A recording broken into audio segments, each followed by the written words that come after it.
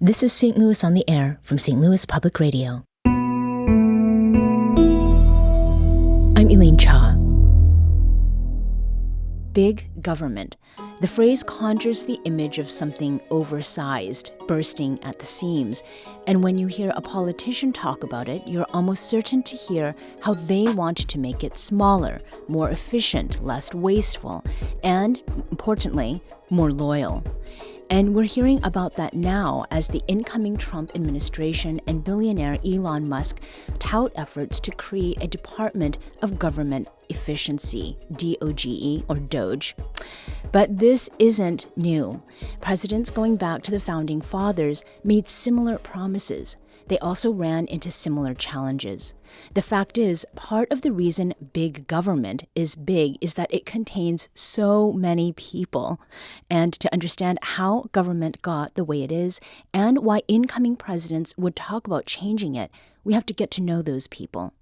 That's part of the mission of a new digital archive that chronicles the service and stories of more than 37,000 federal employees, each who worked during our country's very first decades.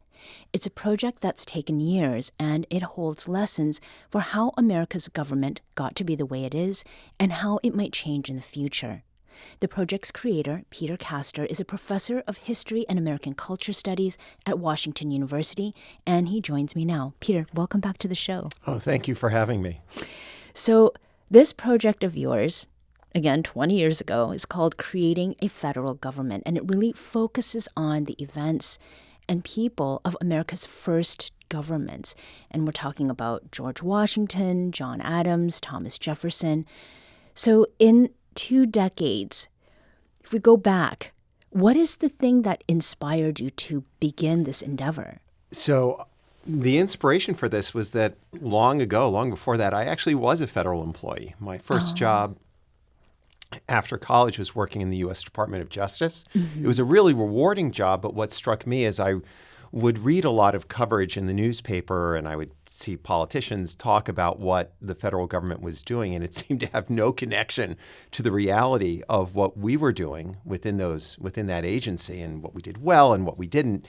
And then later, as a historian who studied the founding era, I would read a lot of other historians, and they would quote from the Federalist Papers, or they would find a letter here or there from the Founding Fathers talking about what government should do. And I thought there's got to be a better way to get at this story, to understand what it was like to work in the federal government, what it was like to run it, and what it was like to be a low-level employee. Mm-hmm.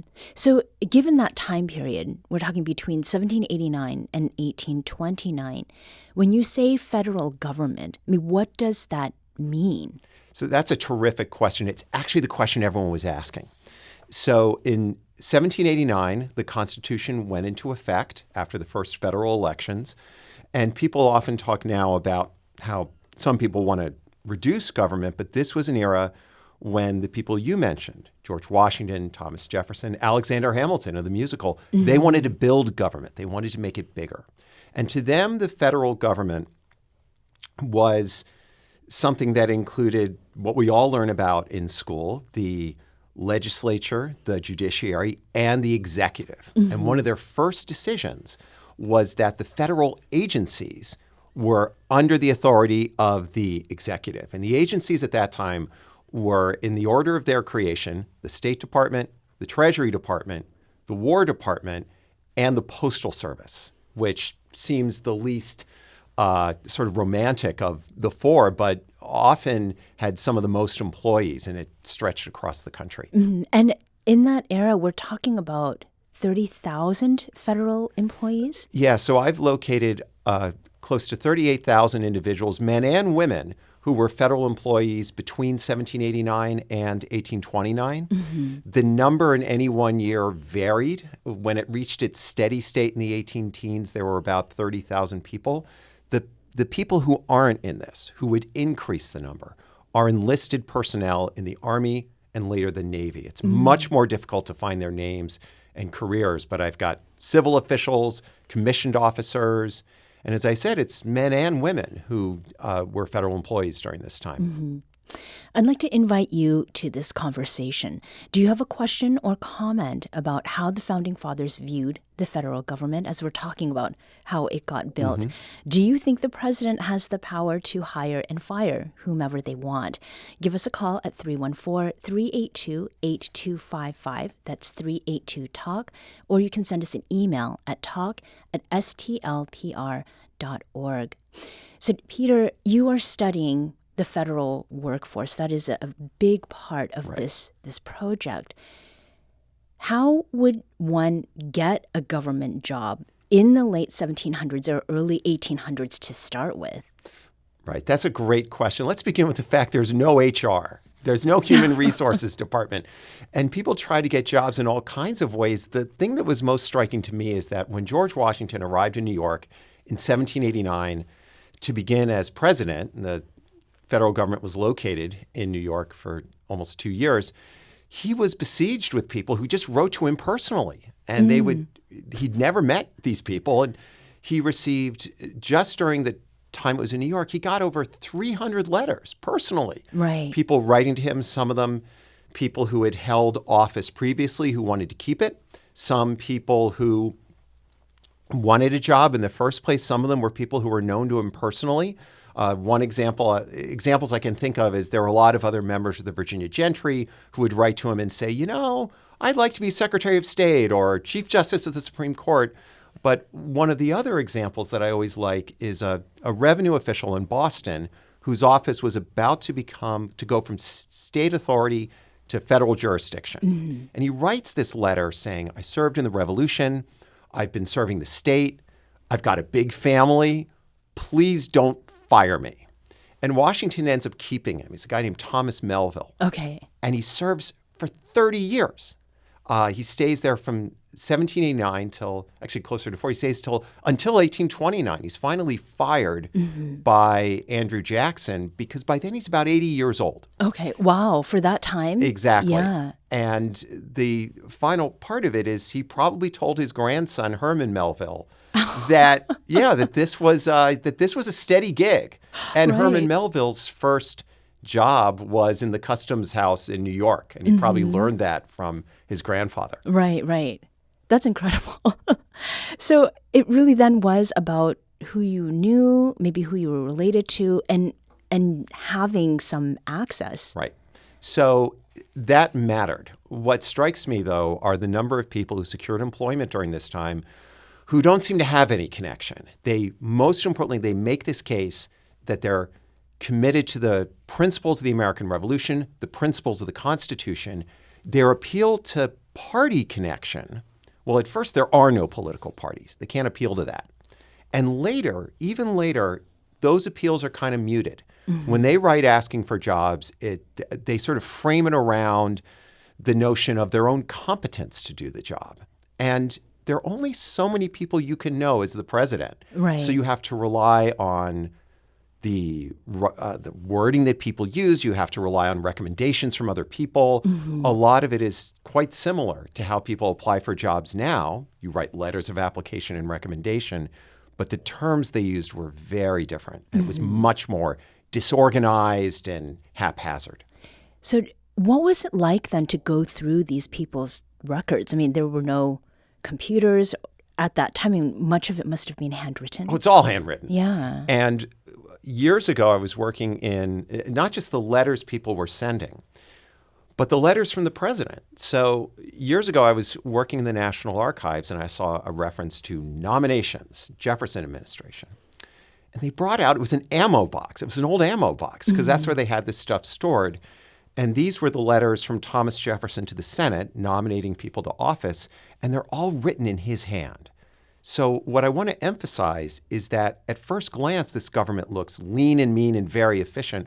I think it's tremendously inefficient in some ways. You have the president of the United States, supposed to be making big decisions, brand new government, who seems to be spending about half his day writing up lists, not just of here's who I nominate for Secretary of State, but here's who I nominate to be a second lieutenant in the United States Army. Right. So it's they were really struggling to find their way. Now, I understand that's something that you've not been able to review yet. are about 18,000 letters of recommendation. Yeah. What is it, Peter, that interests you about those letters? Right. And, are there specific examples from letters that you have seen that sort of point to, what you hope to learn? Right. So the thing that interests me most about this project is that it gives us both ends of the founding era, which, again, we learn about in school, but in the most abstract sense. And I wanted to get at, what is it really like to govern? How did the founders govern? And so we get to understand both the way these familiar, high-ranking office holders made decisions, but also what it was like for really the folks who are at the front lines of federal governance, these low-level officials. And as you said, there are about 18,000 letters of application and recommendation. I have reviewed all of them from the Washington administration. They really give you a glimpse of what the Revolution and the Constitution meant to average Americans, the people applying for jobs. And they had a pretty consistent sense of what it meant. The most important things to them, first of all, was that it meant government without monarchy. That was the big break, that it was Republican government in that sense. But it was also a government that was supposed to be bigger than the office holders. The notion was their loyalty was to the Constitution, not to the president. And they would write that to the president. My loyalty is to the Constitution. They didn't say not to you, but implied in that is that they would not be agents of tyranny, that they would serve whoever was in office effectively. And we take that for granted now, that a public employee serves the office, not the person in charge, that they serve the public, not the party. But this is at a time when that's a very new idea. And you can just see thousands of people who they somehow just understood it. It's what they had learned and internalized in the 20 years, starting in the decades since the U.S. had declared independence in 1776. And I got to admit, I came out of it. It was a very heartening experience to read that, their sense of this, and what the future of the nation should be. That's a great place for us to take a very quick break. This is St. Louis on the Air on St. Louis Public Radio.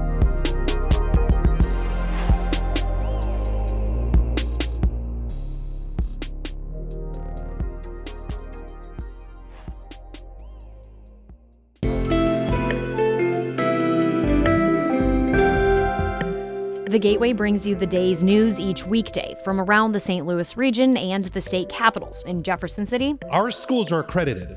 We don't need this bill. And Springfield. How many more years must pass before lawmakers see time is of the essence? I'm Abby Larico. Join me each weekday for The Gateway on the STLPR app or wherever you get podcasts.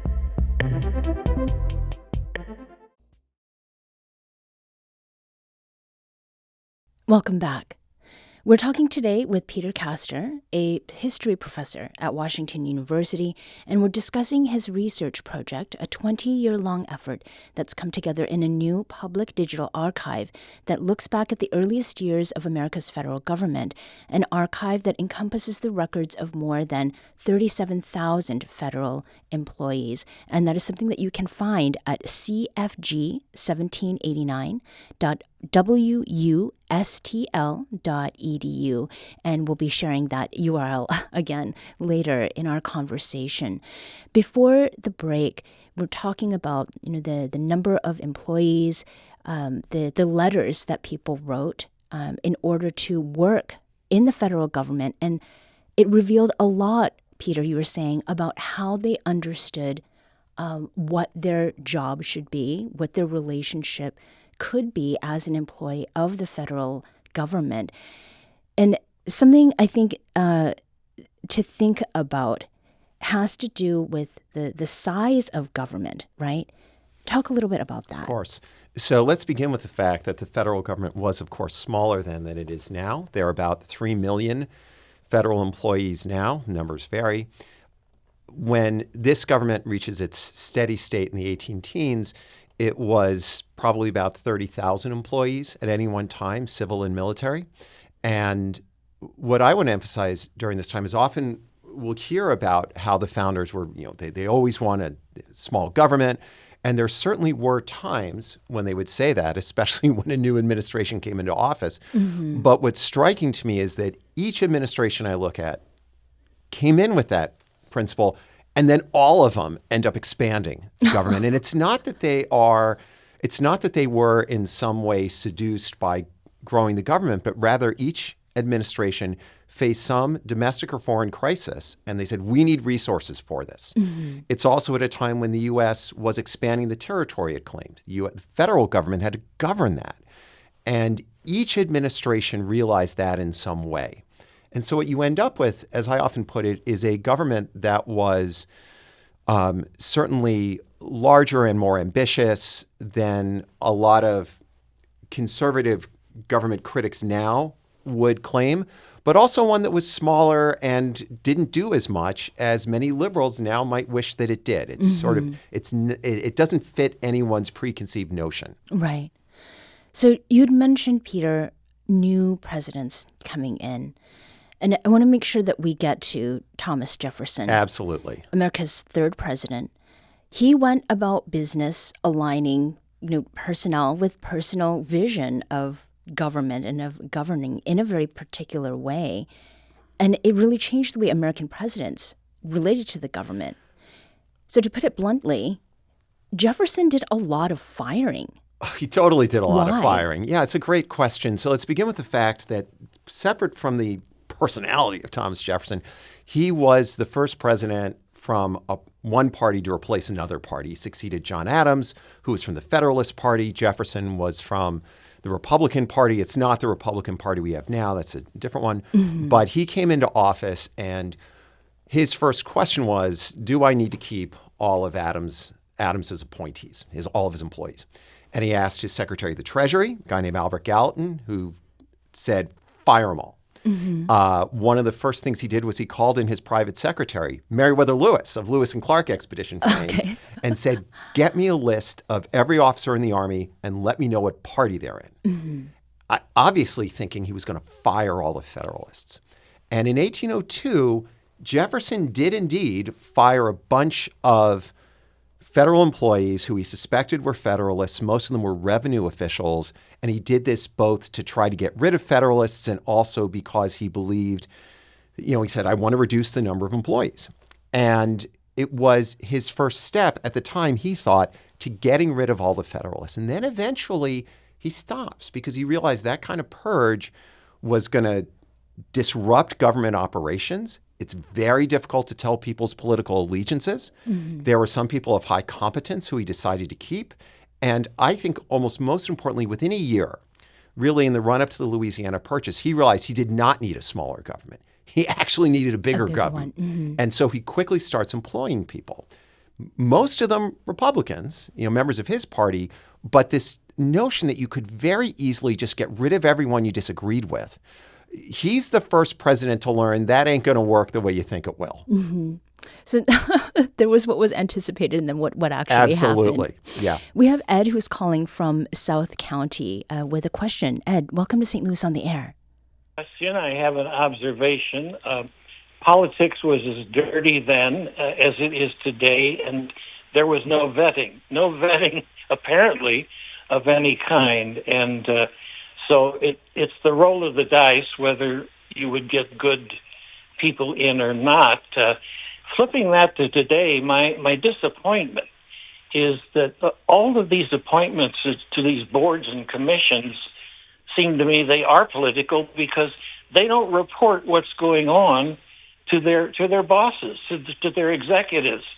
They don't alert them to things that should not be happening, that are happening, and they don't bring to them opportunities. It just seems like a neutral process today. Ed, thank you. Yeah. So, Ed, those are actually some great points, and they get to the fundamental challenges that governments always face, which is how to establish the credentials of the people who've applied for office, how to have agencies that do their jobs that aren't consumed by politics. In the period I study, what makes it all the more challenging is they don't have anything we can use now. There's no SAT. There's no GPA. There are none of these forms of academic credentialing that are used now to get into college and then college grades that are used to determine who you might want to hire, or high school grades. So it has to work very differently. It was far more limited. There was some vetting, and one of the amazing records we have is from 1798, when George Washington came out of retirement to take command of the army. Looked like the U.S. was going to go to war with France. And we have his notes for selecting officers, and he did try to vet them. He said, what is this person's education level? What is his experience? What is his handwriting like? Because he thought, he thought handwriting would be an indication of the person's education and sophistication. But this became an obsession of government a century later, in the 1880s and 90s, when a lot of people calling for reform in government said a lot of what Ed said, which is public employees seem to be corrupt and incompetent, and that we needed what people then talked about as a reformed civil service. We need ways to evaluate who we're hiring, evaluate them once they're hired. We need to have them organized in bureaus. And that's where we get the word bureaucracy. Bureaucracy in the 1880s and 90s was supposed to make government more efficient. We now tend to use it to say something that's inefficient. But a lot of the ways we talk now about how we want government to work, which is that most public employees should be apolitical, highly competent, and work through a whole system of selection and promotion. You know, we hear about new forms of it, but it's been around for almost 150 years. Yeah. We've just a couple minutes left.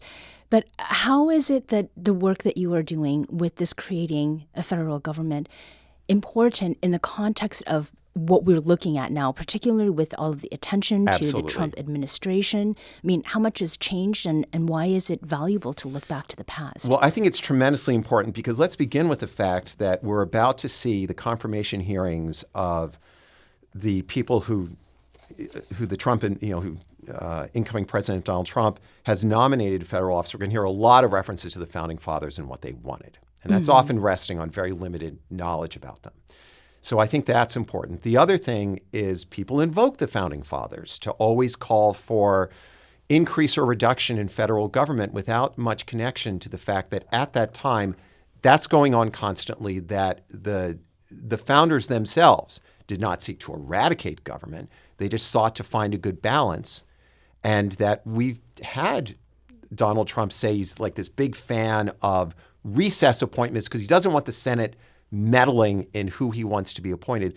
The Founding Fathers believed unshakably in advice and consent. They thought it was absolutely essential that the Senate be an active partner in populating the federal government. Advice and consent is something we should probably take up in a future conversation. I agree. Peter Kastor is a professor of history and American culture studies at Washington University. He's also the originator of the ongoing project Creating a Federal Government. Peter, thank you for joining us today. Thank you so much for having me.